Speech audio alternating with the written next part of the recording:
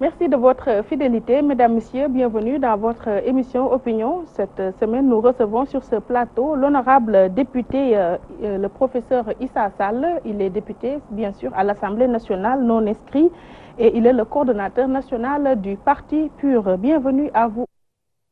Beaucoup, Madame Baké. Je vous remercie de m'avoir donné cette opportunité. Oui. En tout cas, on vous remercie d'avoir répondu à notre invitation et c'est un plaisir pour nous. Merci.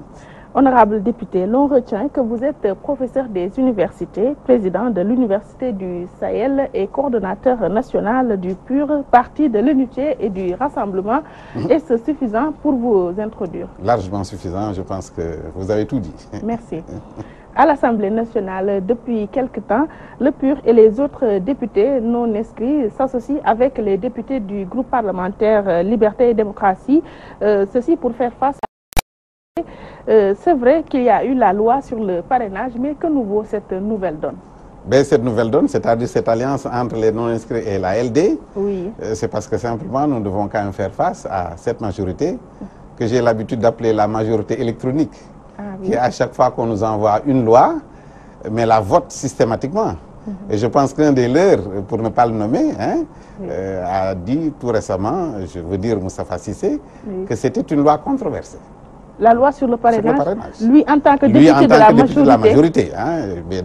Il a été interviewé tout récemment, et il a fait des sorties, il a fait comprendre que c'était une loi controversée. Pourtant, il est à l'origine du vote sans débat de la loi sur le parrainage. Il est à l'origine parce qu'en fait, ils étaient acculés, ils n'avaient pas d'autre choix que de voter sans débat. Mais ça, c'est un paradoxe, parce qu'en réalité, le simple fait de voter la loi sans débat fait que cette loi a été très mal, je veux dire, voté. Oui. Ce qui fait d'ailleurs que nous avons saisi le Conseil constitutionnel pour demander... Après le vote de la loi, ce compagnonnage entre vous, non-inscrits et députés de la LD, comme vous dites, tantôt, ça va continuer? Ah non, non. Là, on a un front d'ailleurs. On a un front qui regroupe l'ensemble des partis de l'opposition. Tous les partis de l'opposition sont membres de ce front. Comme le Benno Siggil Sénégal à l'époque. Comme le Benno Siggil Sénégal à l'époque. Et dans ce front, il y a l'ensemble des députés, je ne peux pas dire l'ensemble, disons 90% des non-inscrits et 100% de la des députés de la coalition. À l'exception de qui parmi les non-inscrits? Bon, je ne peux pas dire à l'exception de qui, parce que souvent certains viennent, d'autres ils s'absentent, etc. Oui. Mais je sais que, si je me souviens, 80% d'entre eux sont là-dedans. Oui. Que peut-on savoir sur le recours que le groupe des 27 que vous constituez a déposé au niveau du Conseil constitutionnel? Nous pensons que c'est un recours, il est déjà recevable. Maintenant, nous pensons que si le Conseil constitutionnel dit le droit, il va simplement demander à ce que cette loi qui a été votée sans débat soit annulée. Légalement, de quelle faveur vous disposez pour faire annuler le vote de cette loi? Voilà, il faut savoir que nous n'avons pas déposé pour anticonstitutionnalité, parce que simplement c'est une loi constitutionnelle, donc une loi constitutionnelle ne peut pas être constitutionnelle. Oui. Contrairement à ce que les gens disent. Nous avons déposé simplement parce que la procédure a été faussée. C'est-à-dire? La procédure a été faussée. Tout à l'heure, je vous ai dit que la loi a été votée sans débat. Et pourtant, il était question de débat, parce qu'un député de la majorité s'est levé pour dire, écoutez, on va au débat. On est même passé au vote pour aller au débat. Cela veut dire que fondamentalement, le débat devait avoir lieu. Alors, on s'est retrouvé entre députés de l'opposition, députés de la majorité et députés des non-inscrits, en fait les trois présidents des groupes, donc les deux groupes plus le groupe des non-inscrits. Ils sont allés avec le président pour voir si cette loi devrait être votée. Mais ils ont dit, premièrement, il faut un vote organisé. Et quand ils sont allés dedans, ils se sont concertés, ils se sont rendus compte que le vote organisé n'était pas acceptable par les uns et les autres. Ils sont revenus pour faire un forcing et dire que la loi devrait être votée sans débat. Donc, vous voyez un peu ce paradoxe. Quand un député de la majorité se lève pour demander à ce que la loi soit votée, je veux dire que la loi fasse l'objet de débat, et qu'on n'ait pas la possibilité de faire ce débat, cette contradiction fausse la procédure. Donc, et que parmi cette majorité se lève pour dire on n'a qu'à voter sans débat. Voilà, et que l'autre dise le contraire, on n'a qu'à voter sans débat. Naturellement, quand ils l'ont dit... Ce sont les motifs qui ont... c'est un des motifs. Qui vous ont poussé à déposer ce recours? Non, ça c'est un des motifs. Il y a beaucoup d'autres motifs. Il y a que le président de la République a signé 2 décrets. Le premier décret qu'il a signé, concerne la loi électorale, qui en fait ne devrait pas être votée avant la loi constitutionnelle. Donc la loi constitutionnelle devrait être votée, promulguée, publiée avant qu'on nous donne la loi électorale. Maintenant, bon, en signant les décrets, je pense qu'ils ont dû intervertir et mélanger. Ils ont mis la charrue avant les bœufs. Voilà, je pense que c'est dans la précipitation. Ils se sont trompés parce qu'ils sont tellement précipités. Vous êtes rendu compte que certains de nos collègues ont soulevé les incohérences au niveau de la loi constitutionnelle. Ils ont soulevé même quelques coquilles, d'ailleurs beaucoup de coquilles au niveau de cette loi. Ça, c'est lié à l'empressement. S'y ajoute maintenant le fait qu'ils aient interverti, n'est-ce pas, les décrets. Voilà. À présent, êtes-vous optimiste après avoir déposé ce recours? Ah oui, parfaitement. Hein. Bon, il n'y a que souvent le Conseil constitutionnel nous sert son incompétence de légiférer sur des dossiers de ce genre, mais je pense que cette fois-ci, ils n'auront pas de prétexte. Après le Conseil constitutionnel, il y a aussi la Cour de justice de la CEDEAO. Après le Conseil constitutionnel, nous allons saisir la CEDEAO. Quels sont les jalons qui ont été posés? C'est le même processus.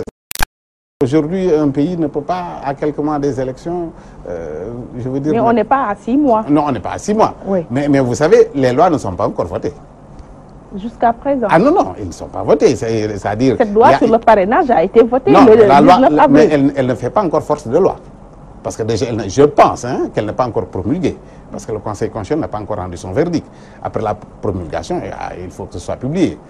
Donc tout ce processus-là n'est pas encore fait. Ce qui fait que l'autre loi, c'est-à-dire la loi électorale, elle nous avait été donnée depuis pratiquement un peu moins d'1 mois, mais jusqu'à présent, bon, c'est dans les tiroirs. Oui. Cela veut dire que s'ils ne font pas attention, ils risquent de ne pas être dans les délais. De quoi l'opposition a-t-elle peur avec le vote de cette loi? Non, l'opposition n'a peur de rien du tout. C'est-à-dire que c'est simplement pas opportun. Vous savez, vous ne pouvez pas quand même attendre 9-8 mois des élections pour voter une loi qui vous concerne, en réalité. Parce que ce parrainage concerne le président de la République. En quoi? Eh bien, en quoi? Parce que simplement, quand vous demandez à l'opposition de se faire parrainer, déjà, ça n'a aucun sens. Étant entendu que les candidats de l'opposition, pour la plupart, viendront de partis politiques. Alors, si maintenant vous instaurez le système de parrainage, vous mettez une croix sur les partis politiques. On nous parle de réparer une inégalité, mais une inégalité dans la politique de ce pays. Il n'y a pas d'inégalité. Il y a quelqu'un d'ailleurs qui l'a dit tout dernièrement. S'il aurait fallu réparer cette inégalité, pourquoi ne pas simplement enlever le parrainage pour les indépendants? En ce moment, on parlait d'égalité. Oui. Mais je veux dire, on ne peut pas quand même mettre au même pied un candidat indépendant et un représentant et un candidat investi par un parti politique. Oui. Ça n'a pas de sens. Quel est en ce moment le rôle d'un parti? C'est ça.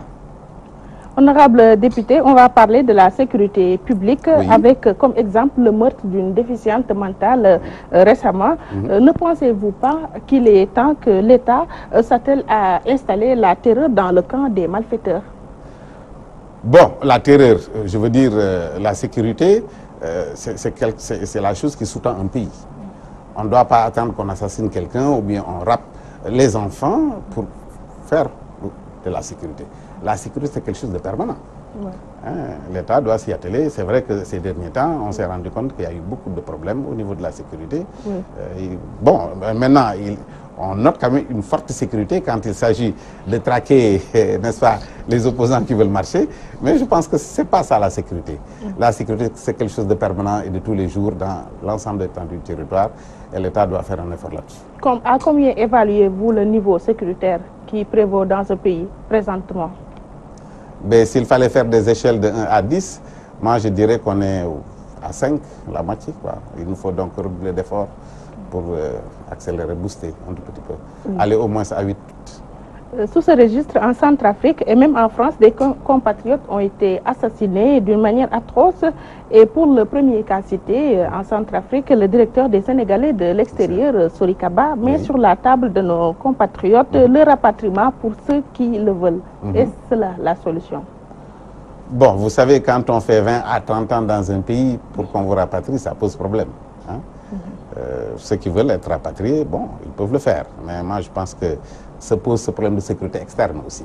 Quand vous avez des ressortissants en dehors de votre pays, vous savez, vous prenez un Français ou un Américain, vous touchez un petit doigt de ce Français ou de cet Américain à l'extérieur, mais c'est toutes les États-Unis qui réagissent. Oui. Donc le Sénégal aussi devrait pouvoir faire en sorte que ces représentants dans les pays africains ou dans d'autres pays soient protégés. Il ne s'agit pas de l'Afrique simplement, mais même en Europe. Vous voyez qu'il y a eu certains Sénégalais qui ont été en Italie, la même chose en Espagne, aux États-Unis, un peu partout. Oui. Donc il faudrait quand même que le Sénégal se fasse entendre. Au-delà même de ces actions étatiques à l'égard à l'endroit même des émigrés, en amont, pourquoi ne pas créer des conditions pour que bon nombre de Sénégalais ne puissent pas songer à aller émigrer? Bien sûr, c'est en fait ça qu'il faut, hein, parce que quand vous émigrez, vous quittez, vous allez dans un autre pays, c'est parce que simplement vous vous rendez compte que ce que vous cherchez dans votre pays, vous ne l'avez pas. Donc il faudrait que l'environnement du Sénégal, du point de vue économique, soit quelque chose de tout à fait intéressant pour ceux qui veulent aller à l'extérieur, et puis faire en sorte que ces gens-là n'aient pas à se déplacer inutilement. Parce qu'en réalité, ils se déplacent, mais souvent, bon, ils n'ont pas jambes là où ils vont. Oui. Dans ce contexte, le président Macky Sall nous liste plus de 410 000 même, je dirais, emplois créés dans le secteur agricole de 2012 à nos jours. Faites-vous partie de ceux qui pourront en témoigner? Non, moi je ne peux pas en témoigner. Bon, ce serait souhaitable. De toutes les façons, il aurait été beaucoup plus d'emplois dans le secteur agricole. Mais vous savez que ce secteur-là ne bouge pas. Hein? On nous parle d'1 400 000 de tonnes d'arachide, mais ça c'est quelque chose de tout à fait classique. Hein? L'arachide, ce n'est pas trop le secteur agricole. Le secteur agricole doit être diversifié. Hein?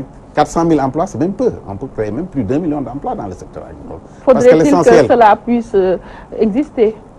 Oui, bon.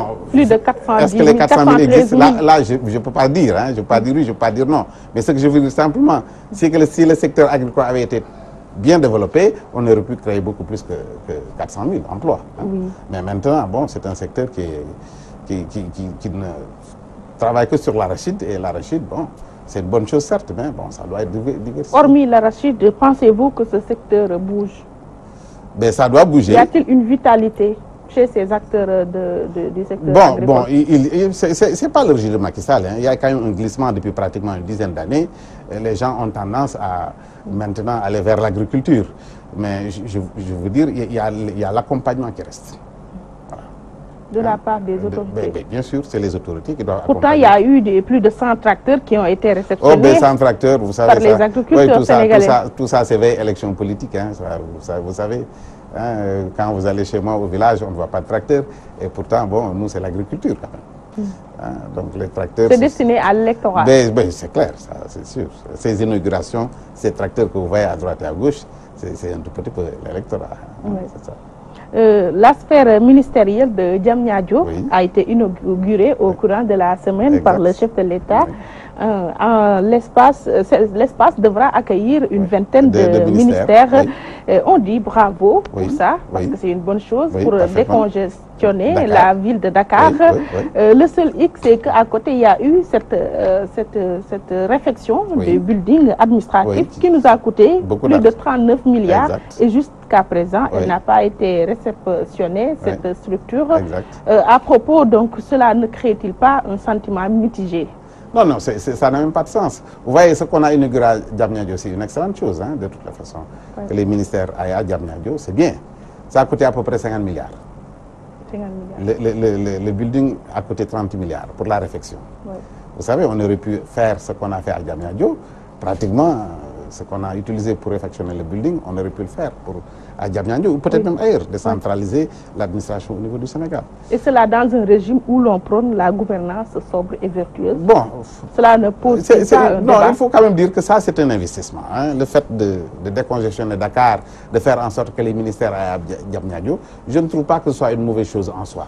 Mais je veux dire simplement sur les coûts, on aurait pu mieux optimiser. Hein, l'argent qu'on a utilisé pour réfectionner le building, cet argent aurait pu faire en sorte que l'ensemble des ministères. Pourquoi d'ailleurs 20 ministères? Je pense qu'il y a plus d'une quarantaine de ministères au Sénégal. Oui. Encore que le building jusqu'à présent n'a pas été réceptionné. Non, non, bien sûr. Présent, parce qu'on parle même de 30 milliards, mais je pense qu'au finish, ça va dépasser cette somme. Hein. Ça fait plus de 39 milliards. 39, c'est déjà 40 milliards. Ce que je veux dire, c'est que quand on aura fini de réfectionner ce building, mais ça va dépasser cette somme. Et c'est quand même faramineux, 30 milliards. Pour réfectionner un bâtiment, on aurait pu construire 2 ou 3 buildings comme cela ailleurs. Oui. Le Conseil économique, social et environnemental vient de boucler un mandat de 5 ans. Que retenez-vous du travail abattu par le Conseil? Bon, alors, on va dire que c'est l'opposant qui parle, hein, mais bon, le Conseil, on ne le sent pas. Hein. On n'a pas senti le Conseil économique, social et environnemental. Il est vrai que c'est une structure de conseil qui ne légifère pas, bon, mais on ne le sent pas trop. Hein. Ils ont fait 5 ans, on va peut-être renouveler. Vous n'avez rien retenu? Non, pas grand-chose sur le Conseil, non. Et pourtant, on va reconduire ce conseil, puisqu'il y a des noms qui sont avancés pour diriger. C'est une institution qu'on va reconduire, mais bon, ça c'est simplement caser aussi une clientèle. Hein. C'est clair ça, parce que vous savez que c'est le président qui nomme, n'est-ce pas, les membres de ce conseil. Ils ne sont pas élus, hein, ils sont nommés par le président de la République. Votre parti, le PUR, aura été la révélation lors des élections législatives de 2017. Qu'est-ce que ce bon score vous permet d'espérer à l'orée de la présidentielle de 2019? Ça nous permet d'espérer simplement que nous allons gagner la présidentielle. En quoi faisant? Vous allez vous présenter pour la présidentielle? Le parti aura un candidat, ça c'est clair. Aura un candidat issu du parti ou bien d'une coalition? Ce qui aurait été souhaitable, c'est qu'on ait plusieurs partis autour du PUR. Si on a plusieurs partis autour du PUR maintenant, on va choisir parmi ces partis, y compris le PUR, un candidat. Si maintenant nous ne parvenons pas à l'avoir, on va choisir un candidat à l'intérieur du PUR. Donc vous n'envisagez pas d'aller rejoindre une autre formation politique ou bien une autre coalition, mais vous voulez que d'autres partis viennent vous soutenir? Non, vous m'avez dit que nous avons été la révélation pendant ces élections. Oui, absolument. Nous étions 4e, en valeur absolue, même si je clame qu'on est de 4e. Vous savez que de toutes les façons, il n'est pas question que nous soyons avec Benno Bokk Yakaar. Ça s'exclut. Donc, ils auront leur candidat. Et je pense que leur candidat, c'est l'actuel président de la République. Alors, quand vous prenez les deuxièmes, c'est le groupe LD aujourd'hui. Oui. La coalition gagnante. La coalition gagnante. Il y aura peut-être 2 ou 3 candidats. Hein?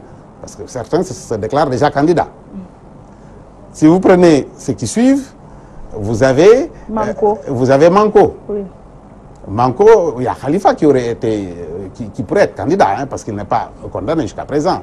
Hein, il a interjeté appel et ce qu'on souhaite, c'est que cet appel puisse être entendu et qu'il se constitue candidat. Hein. Mais à côté de Khalifa, il y a d'autres qui sont déjà candidats. Hein, il y a Idrissa Seck, il y a Malick Gakou. Idrissa Seck, il y a Malick Gakou, etc. Bon, il y a le PUR. Vous savez, quand vous prenez cette coalition, s'ils ont 3 ou 4 candidats, nous avons été seuls, mais il est clair que nous pouvons avoir un candidat. Maintenant, s'il faut aller voir d'autres partis, il faudrait quand même que ces partis puissent être plus forts que le PUR. Vous n'allez quand même pas me dire que Benno Bokk Yakaar viendra voir le PUR. Vous n'allez pas quand même me dire que la LD viendra voir le PUR. Bon, donc... Vous parlez de ces coalitions? Oui, je parle de ces coalitions. Oui. Premier parti du Sénégal, on vous le concède. Oui. Pourquoi? Simplement parce que nous avons été seuls et nous avons eu ce que nous avons eu. C'est ça.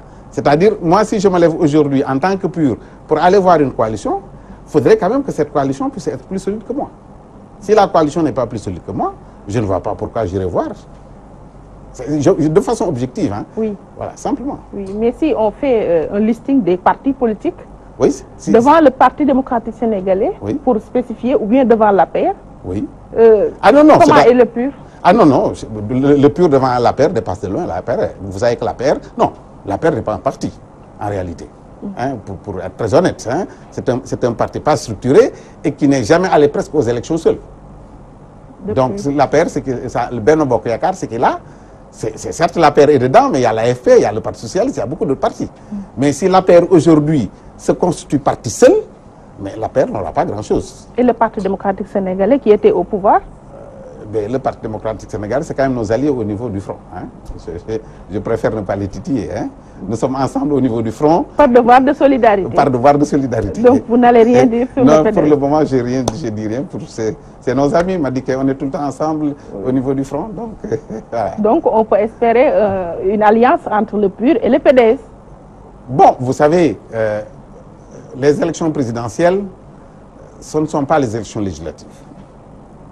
Et que plus il y a de candidats sérieux, mieux c'est pour l'opposition. Parce que ce qu'il faut chercher simplement, c'est d'amener le président de la République, enfin, le candidat de Benno Bokk Yakaar au second tour et le battre. Qu'est-ce que vous Maintenant, appelez... quand vous avez un ou deux candidats en face du président de la République, au second tour, bon, ça va être difficile. Moi, je pense qu'il serait souhaitable que nous puissions avoir au moins entre 6 ou 7 candidats. Et si nous avons entre 6 et 7 candidats, il est clair qu'au niveau du PUR, on aura quand même des partis qui vont venir avec nous pour donc désigner un candidat. Qu'est-ce que vous appelez candidat sérieux? Je recuse même en fait ce mot de candidat sérieux parce que on ne doit pas faire un jugement de valeur sur les gens. Mais quand je dis candidat sérieux, c'est simplement un candidat qui peut, pas la personne elle-même, je veux dire le parti. Un parti qui peut, n'est-ce pas, se retrouver avec un score honorable. Il ne s'agit pas de l'individu, il s'agit du parti. Oui, tantôt vous avez exclu toute idée d'alliance avec le Benno Bokk Yakaar. Ah oui, parfaitement. Ça ne frise même pas la tête. Là. Oui, est-ce qu'on pourrait dire que c'est le même cas si le président Macky Sall vous sollicite pour un travail au nom du Sénégal? Non, il ne peut pas nous solliciter. Il ne peut pas nous solliciter. Non, pourquoi il nous sollicite? Il le fait pour... Nous avons été très clairs. Toutes les forces vives de la nation. Oui, mais ça... Non, pour les forces vives de la nation, la gouvernance de Macky Sall, nous ne peut pas être dedans. Qu'est-ce qui vous dérange là-dessus? Ce qui nous dérange, c'est le fait que nous soyons dans l'opposition. C'est simplement parce que nous sommes dérangés par la gouvernance de Macky Sall. Si nous n'avons pas été dérangés par la gouvernance de Macky Sall, nous ne serions pas dans l'opposition. Donc, il est clair que Macky Sall ne pense pas venir nous voir pour... En quoi cette gouvernance du président Macky Sall ne vous agrée pas? Bon, vous voulez que je cite... Bon, il y a quand même plein de choses à dire. Hein. Vous voyez un peu cette démocratie qu'on est en train de galvauder. Hein, vous prenez les opposants, vous les mettez en prison. Vous voyez un tout petit peu cette dette exponentielle. Vous voyez un peu ce front social qui est en ébullition. Hein. Il y a plein de choses. Hein. Moi, je pense que quand on cite, on passera toutes les missions à citer. Il y a quand même pas mal de problèmes au niveau de ce pays. Et je ne suis pas seul à le dire. Hein. Mais aussi, il y a pas mal de réalisations. Oui, mais vous savez, des réalisations, on ne les voit pas à cause des problèmes, en réalité. Les problèmes noient les réalisations du président Macky Sall. C'est clair. Votre guide moral des Moustarchidines, Serigne Moustapha Sy, a été un peu nuancé sur la probabilité de sa candidature à la présidentielle de 2019. Allez-vous confirmer ou infirmer? C'est un peu pour vous rectifier. Vous savez, le parti n'a pas de guide moral. Quand vous parlez de guide moral, vous parlez du mouvement Moustachid ou Moustachitade. Moi, je parle au nom du PUR. Oui, mais le parti PUR, quand même, son nom est collé là-dessus. Le nom de Serigne Moustapha Sy. Non, mais c'est lui le président. Oui. Voilà, c'est lui le président. Oui. Mais il est président du PUR. Oui. Il est président du parti de l'unité et du rassemblement.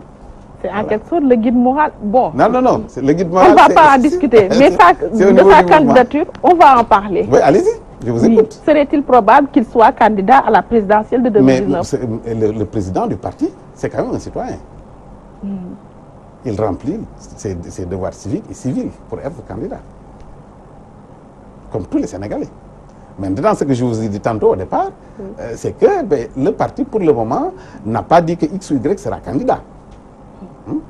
Mais en tant que citoyen, tout Sénégalais peut être candidat. Je ne vois pas pourquoi ça devrait vous gêner, cette candidature. Ça, c'est une brèche qui a été ouverte. C'est-à-dire? Bon nombre seront les supputations. Ah ben, les gens peuvent supputer. Mais ce que je veux dire simplement, c'est que vous avez en face un citoyen qui a toute la possibilité d'être candidat et diriger le pays. Et qui peut être candidat. On peut s'attendre à ce qu'il soit candidat. Mais vous savez, pour être candidat à la présidence de la République, il y a des critères. Oui. Mais il remplit parfaitement l'ensemble des critères. Donc, en attendant, on va dire que Serigne Moustapha Sy est probablement ou bien sera candidat à la présidentielle. Ah, mais pourquoi vous le dire? C'est vous qui le dites. Vous pouvez le dire si vous voulez. Vous l'attestez? Ah non, moi je n'ai pas attesté. Moi j'ai été très clair avec vous. Je vous disais simplement que c'est un citoyen sénégalais, il remplit l'ensemble des conditions, comme tout Sénégalais. Pour être candidat. Et il dirige un parti, comme le PUR. Et il aspire à diriger non, moi, je sais pas. ce pays. Je ne sais pas s'il aspire ou s'il n'aspire pas. Hein? Le parti PUR est réputé proche du maire de Dakar, Khalifa Sall. Parfaitement, oui. Quel est votre niveau d'implication dans la lutte pour sa libération? Bon, notre niveau d'implication, c'est que nous avons été sur tous les fronts hein, pour sa libération. Hein. Oui. Vous vous souvenez que moi-même, en tant que... Mais bien avant moi d'ailleurs, hein, le président du parti, quand, avant même que Khalifa n'aille en prison, oui. Il a bien soutenu. Et ça, tout le monde l'a témoigné. Oui, mais après son emprisonnement... Après son emprisonnement, oui. Moi, en tant que député à l'Assemblée nationale, collègue d'ailleurs de Khalifa, qui est toujours député, ça il ne faut pas l'oublier, oui. J'ai eu à initier donc en tout cas quelque chose pour demander à ce qu'il soit élargi. Oui. Ça n'a pas abouti. Et bon, à chaque fois qu'il y a quelque chose à faire dans le cadre, dans le sens de le libérer, ben, on est là-dessus. Lors des législatives, pourquoi le PUR ne s'est pas associé à Manko qui soutenait Khalifa Sall? D'ailleurs, il était même la tête de liste de Manko. Oui, parce que nous n'étions pas à Manko. Nous n'étions pas membres de Manko. Oui, mais au nom de ce soutien que vous voulez apporter au maire de Dakar, Khalifa Sall, il fallait peut-être intégrer Manko. Soutenir Khalifa ne veut pas dire être traîné par Khalifa. Soyons sérieux. Khalifa a choisi d'aller avec Manko. Hein? En ce moment, nous étions en train de travailler pour aller au niveau des législatives. C'est pas parce que Khalifa allait à Manko que systématiquement nous allons aller à Khalifa. Y a-t-il eu des pourparlers entre vous et son équipe? Si, ils sont passés nous voir à plusieurs reprises.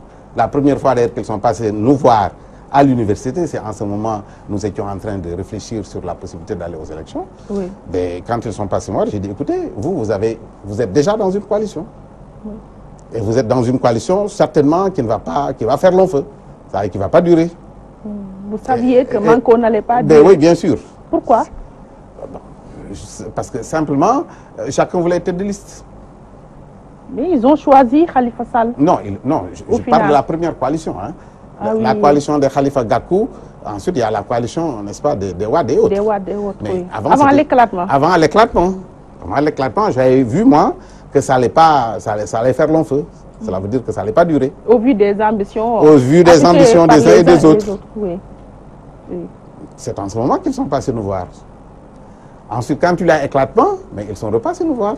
Oui. Mais c'était trop tard. Quel était l'obstacle à ce moment? Non, il n'y avait pas d'obstacle, parce qu'on était à 2 ou 3 jours des élections. Il fallait déposer sa congé, il fallait aller aux élections. Et nous sommes en parti. Et nous sommes allés aux élections. Pour la présidentielle? Mais pour la présidentielle, on a encore le temps. On aura le même schéma? Ah non, il n'y a pas de problème. C'est-à-dire, nous, on est ouverts. On a tout le temps été ouverts. Parce que vous parlez de Khalifa, mais il n'y a pas que Khalifa. Il y a au moins une dizaine de partis qui sont passés nous voir pendant la législative pour qu'on aille ensemble. Oui. Mais simplement se poser quelques problèmes. Vous voyez un peu, les gens ne nous voyaient pas comme parti. Hein? Il y a même des gens qui passaient nous voir pour nous dire, écoutez, ne nous demandez pas trop. Ils ne nous voyaient pas comme parti. Il y avait des conditions qui ont été posées au préalable. Ils nous posaient des conditions, eux. Ces personnes qui venaient nous voir nous posaient des conditions. et parmi ceux qui nous posaient des conditions, ben, on en a eu qui... Quoi, hein? Voyez un peu. Oui. Donc pour les présidentielles, c'est exactement la même chose. Si les gens viennent, on travaille ensemble. Oui. Mais à défaut de pouvoir travailler ensemble avec eux, mais nous irons seuls. Justement, comment le PUR a évolué depuis quelque temps jusqu'à en arriver à ce score quand même qui a été bien? Ah, vous voyez, hein, on aurait pu vous surprendre davantage. Hein, parce que vous savez, nous, on a pris la décision d'aller aux élections pratiquement à 2 ou 3 mois des élections. Ah oui? Ah oui, à 2 ou 3 mois des élections. C'est à partir du mois de mars-avril, les élections, c'était au mois de juillet, n'est-ce pas? Oui. C'est à partir du mois de mai, je pense d'ailleurs, qu'on a fait une toute première réunion. Après l'arrestation de Khalifa Sall? Parce qu'il a été arrêté au mois de mars. Oui, bien sûr. C'est bien après l'arrestation de Khalifa Sall. C'est bien après. C'est pas gratuit le fait que je puisse faire cette corrélation. Peut-être que cette arrestation a suscité... Non, ça n'avait rien à voir. Non, ça n'avait rien à voir. Mais le parti, le PUR, c'est pas quand même un mouvement, c'est un parti. C'est ça. Oui. C'est un parti. Qui existait, mais quand même qui a disparu. Et donc, on a simplement réchauffé. Et puis, on s'est rendu compte que nous avions suffisamment de militants qui nous permettaient d'aller aux élections et d'avoir des députés. Vous savez que ces élections législatives n'étaient pas des élections. C'était une mascarade. Ça aurait été de véritables élections, nous n'allions pas nous retrouver avec 3 députés. Nous allons nous retrouver avec beaucoup plus que cela. Oui. Hein? C'est simplement pour vous dire que c'est peut-être à 2 mois des élections, 2 ou 3 mois des élections qu'on a pris la décision. Mais quand même, nous avons 1 an pour la présidentielle. Entre-temps, nous sommes en train de nous massifier et nous sommes en train de réfléchir pour voir exactement la façon la plus optimale pour nous permettre d'aller aux élections. Le PUR, peut-être, s'est appesanti sur le militantisme. Oui. Militantisme religieux, je dirais, surtout non. de son électorat pour monter cet échelon. Ah non, non, c'est-à-dire le PUR a des militants de tous bords. Mais vous n'allez pas quand même me demander de ne pas... vous n'allez pas quand même me demander quel est le terme qu'il faut utiliser, oui. de ne pas être content d'avoir des militants disciplinés. Tout parti aurait aimé avoir des militants comme certains militants du PUR, étant entendu qu'il n'y a pas que les membres du mouvement qui sont militants du PUR. Il y a beaucoup d'autres personnes qui n'ont rien à voir avec le PUR, même du point de vue religion, le mouvement, je veux dire, oui. même du point de vue religion, qui oui. sont membres du PUR.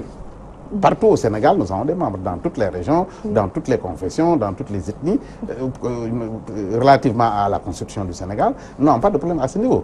Mais maintenant, c'est ce que vous dites, les membres du mouvement, mais c'est d'excellents militants. Et tout parti aurait aimé avoir ces militants. Oui. Toutefois, un président d'obédience, issu d'un parti d'obédience religieuse... Non, c'est pas possible. Peut-on s'attendre à ça mais au c'est Sénégal? pas possible. C'est pas possible un parti religieux au Sénégal parce que la Constitution ne le permet pas. Mais vous n'allez quand même pas me dire que ceux qui sont membres de ce parti ne doivent pas avoir de religion. Moi, je suis musulman. Je suis membre du parti. Oui. Mais une autre personne est chrétienne. Il est membre du parti. Oui. Une autre personne peut-être est animiste ou athée. Il est membre du parti. Je fais référence au président du parti, oui, mais qui est un guide religieux quand même. Oui, mais ce n'est pas le seul parti qui a quand même à sa tête un guide religieux. Ce n'est pas le seul parti aussi qui a à sa tête des religieux, c'est-à-dire des personnes qui ont des religions. Mais qui ne réussissent pas dans le domaine politique, surtout pour arriver très loin. Ah, mais s'ils ne réussissent pas, c'est peut-être parce qu'il ne faut pas réussir eux. Mais nous, si nous réussissons, c'est parce que nous pouvons réussir. Et vous y croyez? Ah bien, fermement. Dans le PUR. Oui, c'est ça, parfaitement.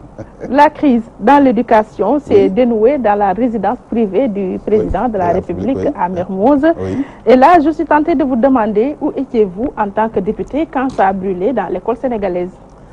Ah, mais nous avons été toujours du côté des enseignants. Hein.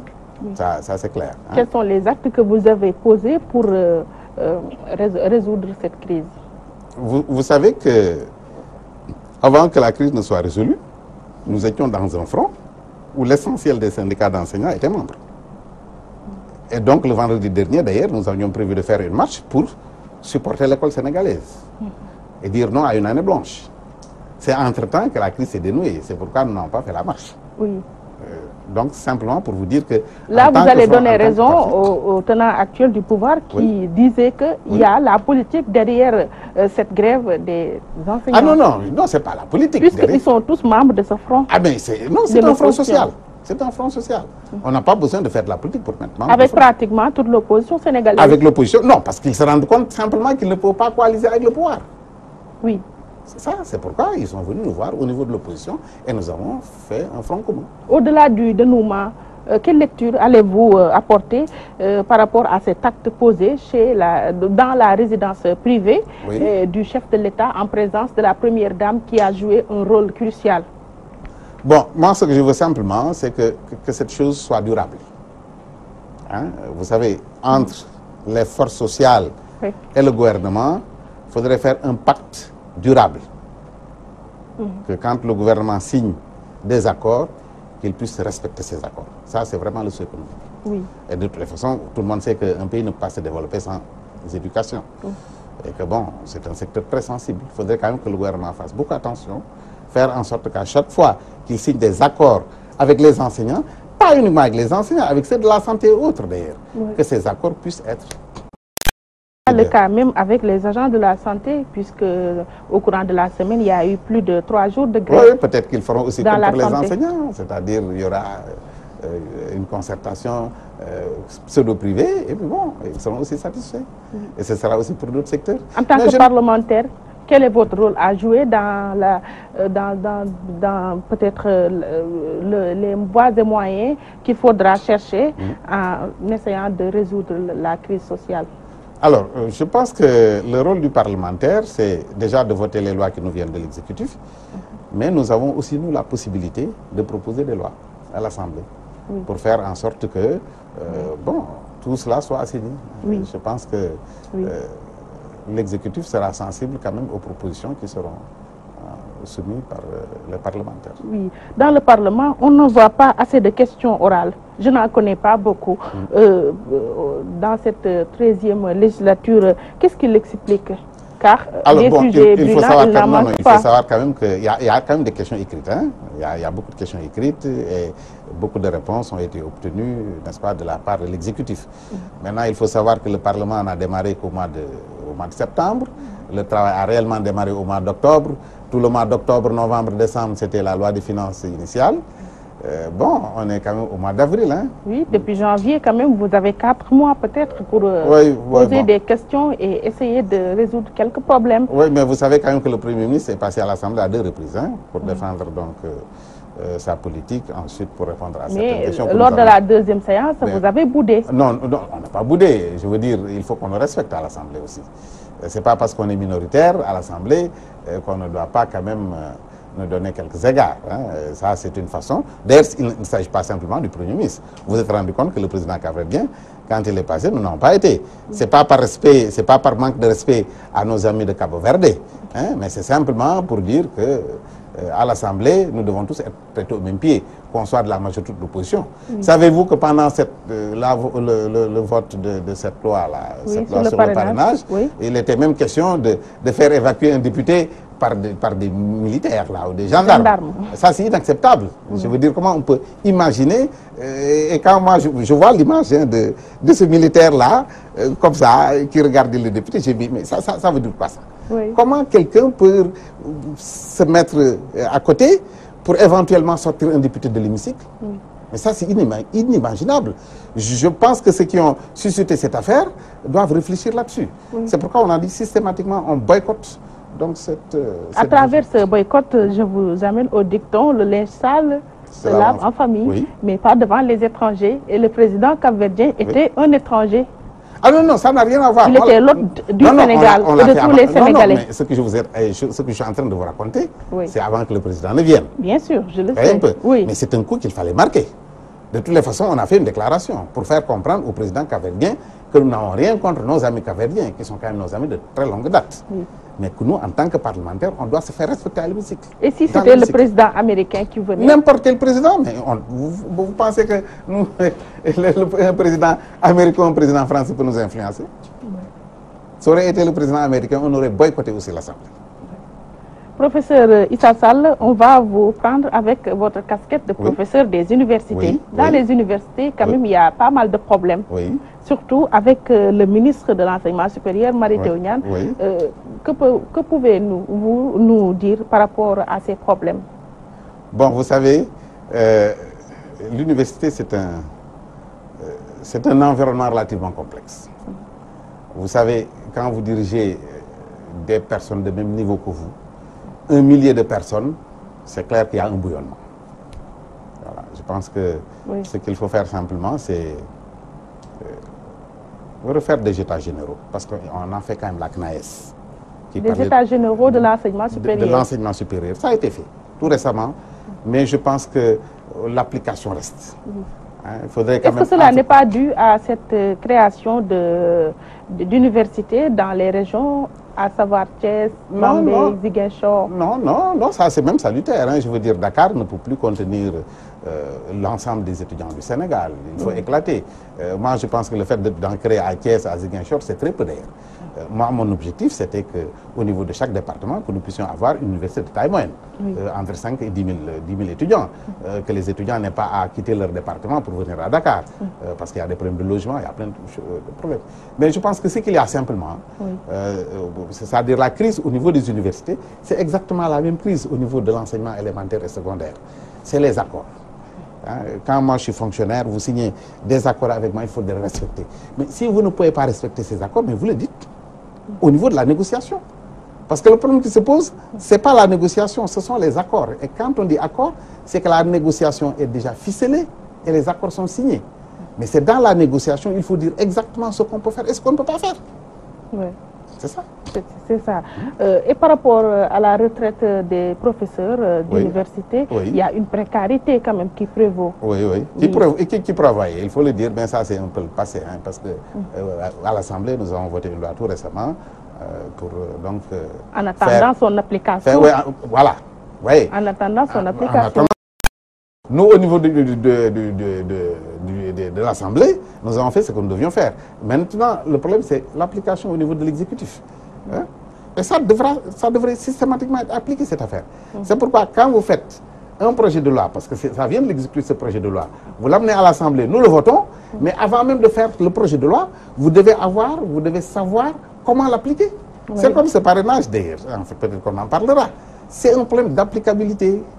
Ah oui, par rapport à l'applicabilité du parrainage, qu'est-ce que vous avez à dire là-dessus? En fait, vous voulez que je réponde à ce parrainage? Non, le parrainage, vous savez bien qu'il n'est pas applicable. Ça, vous le savez.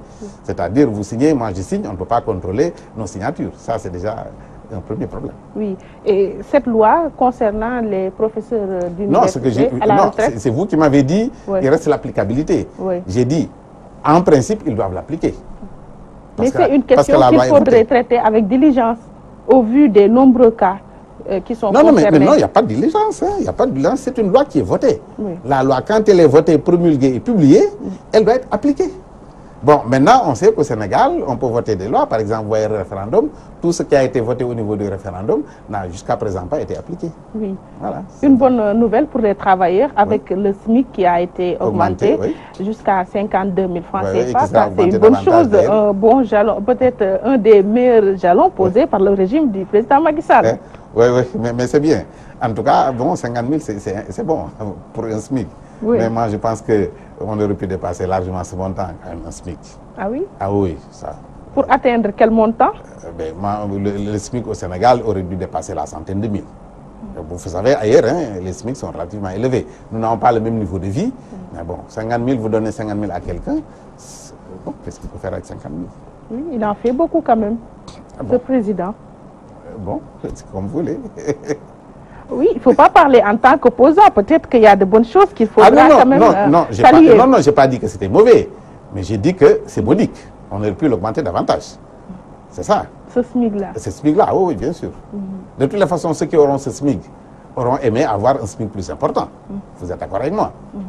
Bon. La fête du travail a été célébrée. À l'unisson. Oui, à l'unisson. Oui. Même s'il y a beaucoup de problèmes. Oui. Oui. Il y a toujours des problèmes. Surtout dans beaucoup de secteurs, comme la santé, la presse, l'enseignement, la presse.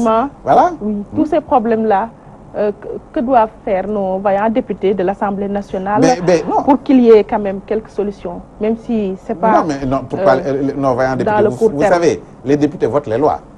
Mais le problème, ce n'est pas le fait de voter les lois.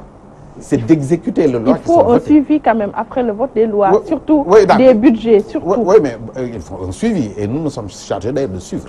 Est-ce que vous suivez? Ah bien oui, nous suivons. Nous sommes chargés de suivre. Mais avant de suivre, il faudrait bien que l'exécutif, parce que c'est ça aussi, fasse son travail.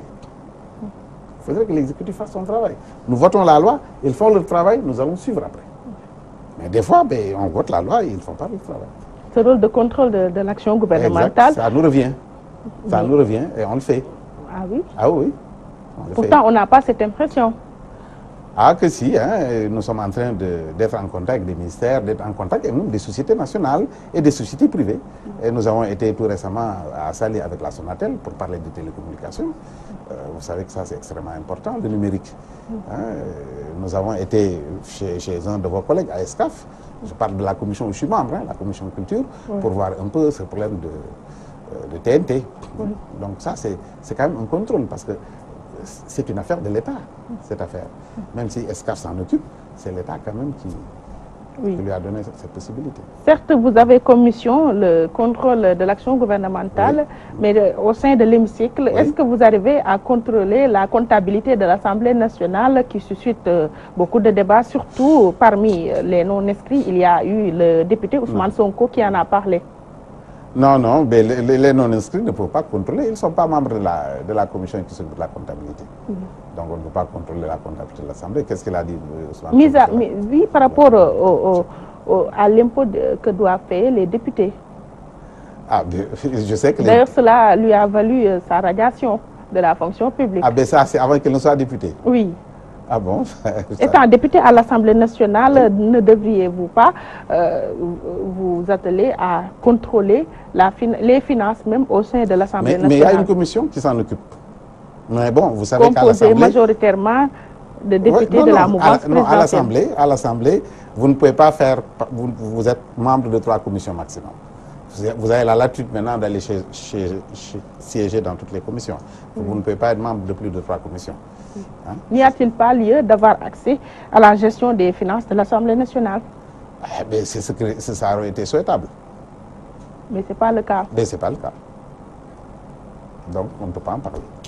Honorable député, je vous remercie. Mais c'est trop vite terminé cette émission-là. Oui. C'est moi qui vous remercie. Merci beaucoup, professeur Issa Sall. Je rappelle que vous êtes député à l'Assemblée nationale et coordonnateur national du parti PUR, parti de l'unité et du rassemblement.